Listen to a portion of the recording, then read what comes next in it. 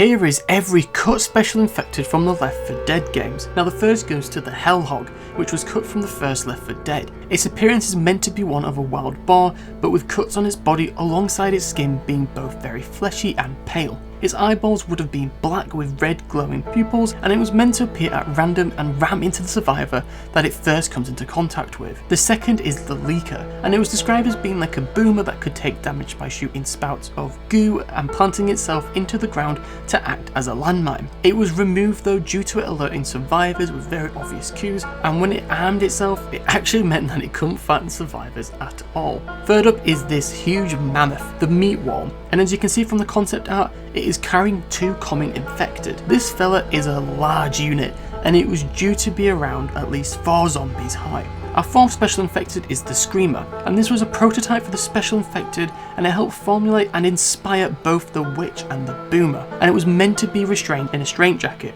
The idea of the Screamer was for them to lurk into different areas and pay no attention to their surroundings until they came in contact with a survivor, which would then prompt them to run away from the survivors in an attempt to hide. If they were successful, they would emit a loud scream that would alert a horde and cause an attack, which would foreshadow both the Boomer Bile concept and establishing early that the common infected would become extremely aggressive in response to loud noises. Claws is our next mention, and they were a cut infected from Left 4 Dead 2. It was meant to be both extremely fast and silent, while having the ability to hang onto ceilings as they'd wait for a lone survivor or one who was quite behind the group and snatch them before quickly running away as they retreated behind cover and started absolutely tearing apart its victim with its large claws. And finally, the last cut special infected that I was able to find is the Rat Man. This infected essentially had a large colony of rats bursting out of both its stomach and mouth. And for any more interesting neat facts about your favourite games like this, then please consider subscribing to the channel for more.